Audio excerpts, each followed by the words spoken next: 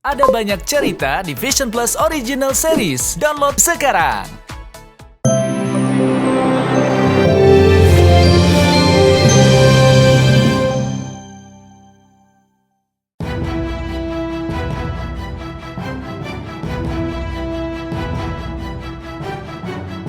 Pemirsa, korban penipuan yang diduga dilakukan selebgram Medina Zain terus bertambah.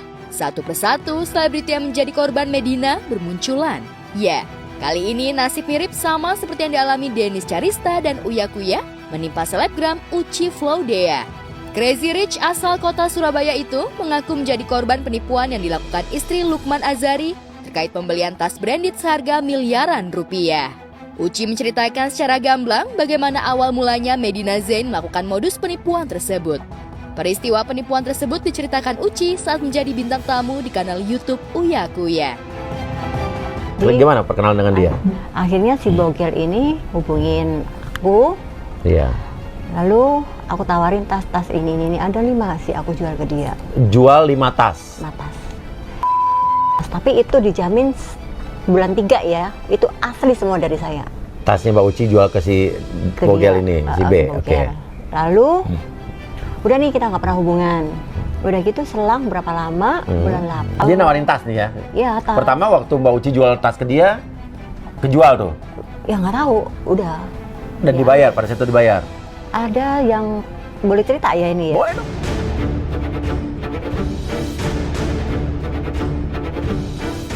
Modus penipuan yang dilakukan Medina tidak jauh berbeda dengan yang dilakukan Medina pada korban-korban sebelumnya. Namun baru kali ini, selebgram yang mengaku mengidap bipolar itu mengaku menjualkan tas branded keluaran internasional milik orang lain yakni Uci. Di depan Uya Kuya, Uci menceritakan secara detail bagaimana awal mulanya Medina melakukan modus penipuan uang milik Uci. Modus penipuan yang diduga dilakukan Medina Zain tidak berhenti sampai di situ saja. Setelah urusan tas branded seharga 600 juta selesai, Medina kembali mengulang aksinya namun dengan cara berbeda. Kali ini, ia kembali menawarkan tas branded kepada Uci seharga 1,3 miliar dan meminta Uci untuk... Dalam prakteknya, Medina tidak hanya melakukan penipuan tapi juga melakukan pengancaman kepada Uci jika berani membuka modus yang dilakukan Medina ke publik. Kenapa? Itu semua dilakukan oleh Medina Zain itu tanpa sepengetahuan keluarga. Yang sekarang sudah parah, akut, dirawat di rumah sakit, sudah tidak bisa memberikan penjelasan apa-apa di hadapan media. Karena itu, saya sangat prihatin. Moga-moga saja para investor atau rekan bisnis memaklumi dan memahami, dan saya mohon maaf atas kelalaian kami selaku keluarga tidak terus-menerus mengawasi usahanya. Kalau tahu ke belakang, karena memang jauh lokasi adanya di daerah Bandung Selatan, dia ada di kota Bandung, jadi tidak ikut mengawasi. Ya, begitulah. Saya kali ini mohon maaf yang sebesar-besarnya, mohon doanya agar Medina Zain segera sembuh kembali dan dapat menyelesaikan sangkut paut dengan para sahabat bisnis dan investor-investor. Mohon semua memakluminya dan memberi kesempatan Medina untuk sembuh. Anak perempuan ibu kalau sampai hilang, mau bagaimana? Ibu nggak bisa mencari nyawanya.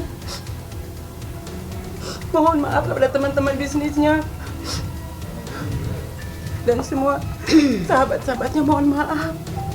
Semua bukan keinginan kami. Itu terjadi yang begitu perjalanan panjang sehingga menjadi akut, dan aku sekarang udah membahagiakan jiwanya.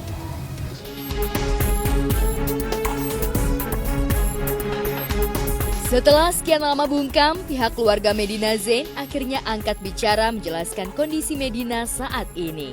Benarkah pihak keluarga akan mengambil alih kasusnya dan menanggung semua hutang dan akibat perbuatan yang dilakukan Medina? Ya udah usaha itu. 2015 udah berobat kan ke Setelah Bolognese, usaha itu, usaha. ke psikolog dan ke ini yang dari 2015 ke psikolog dan ke dokter Luki. Kita udah datang ke dokter Luki sama ayah. Tadinya Dede dia memang waktu keluar SMP, SMA jualan online obat-obat kecantikan gitu. Ya Rajin. biasa kecil-kecilan Iya. rajin cari uang sendiri gitu. Iya. Enggak, Bapak juga enggak menyangka dia sampai bisa begitu gitu. Jadi Nggak ada masalah. gitulah, jadi otaknya memang Ya, kuat sejak- mungkin. Sejak 2015 aja, kelihatan kurang tidur dari awalnya kurang tidur, nggak bisa tidur. Anak ke dokter psikolog. Dokter siapa ya? Dokter psikolog. Dokter Amalia. Itu udah megang, beliau suka nelpon tuh. Harus dirawat. Iya, suka curhatnya ke dokter Amalia bukan ke Buti. Iya, bukan ke ayah tapi ke dokter Amalia. Tapi dari ibu sendiri mungkin ada memberikan sebuah tanggung jawab besar nggak sih sama dia sehingga dia harus mencari uang apa bekerja keras? Enggak, kita enggak, Kita malah nyuruhnya masing-masing jadi aja. bidan. Kita nyuruh, pingin ibu mah curhat. Makanya kaget, ibu begini saya kaget, keluarga, ya semualah termasuk ibu. kaget tuh pukul. Jadi ada kejadian begini. Apalagi kan kakek kan juga termasuk dekat ya saya. Iya. Cucunya cucu dari si kakek ya. Kakek minta mohon ya untuk doa ya dan doa Iya. supaya kakek ya supaya bisa cepat selesai lah. Iya. urusan Medina ini, Jangan ya. jadi bom waktu. Tapi kan dari kemarin banyak beberapa ada yang laporan gitu buat Medina gitu ya. Udah ada komunikasi belum sih dari pihak keluarga juga sama yang ngelaporin gitu buat udahlah kita damai aja gitu karena kan melihat kondisi Medina yang Kita lihat nanti aja. belum. Kita lihat nanti Belum, aja. belum. Karena kan posisi Medina juga sekarang kan masih sakit ya. Jadi Nanti itu kalau untuk ini urusan proses kan dari masih belum bisa. pengacaranya. Iya. Dari Pak. Iya, Dari dari- Pak Parasman. Lewat kuasa hukumnya, Razman Arif Nasution mengungkapkan kalau Medina Zain saat ini sedang dalam kondisi sakit dan tengah menjalani perawatan di sebuah rumah sakit di Bandung karena sakit bipolar yang diidapnya. Mei 2022 sudah dirawat di salah satu rumah sakit di Bandung.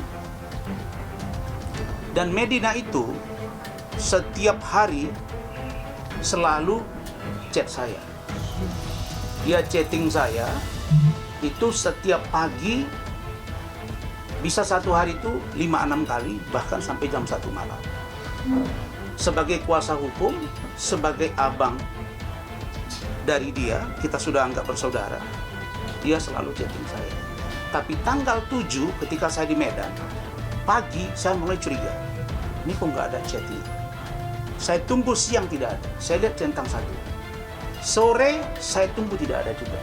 Tanggal 8 saya bilang ke tim saya, wah ini Medina pasti ada sesuatu. Benar. 8 sore saya dikabari. Kirim bukti dirawat di rumah sakit, di salah satu rumah sakit di Bandung, di Jawa Barat. Dan di situ disebut dirawat untuk 14 hari ke depan. Berarti tanggal 7 sampai 14 hari ke depan. Sakitnya apa? Adalah sakit bipolar. Bukan pura-pura. Saya akan berangkat ke sana. Insya Allah hari Kamis atau hari Jumat. Saya akan cek, saya akan tanya dokternya. Kalau ternyata dia sakit benaran, maka yang menyebut dia pura-pura itu berurusan kau sama hukum. Ya. Kenapa? Tidak mungkin Medina Zain pura-pura sakit. Dokter mau mengatakan dia sakit sementara dia sehat. Resmi suratnya, ada buktinya, ada tanda tangan perawatnya, dokter yang merawatnya. Ini tidak masuk akal. Tapi itu pun, kalau memang benar dia sakit pura-pura, tentu saya akan tegur dia. Dan ingat, kalau Medi pura-pura sakit ternyata dia sehat, saya akan mengundurkan diri sebagai pengacara.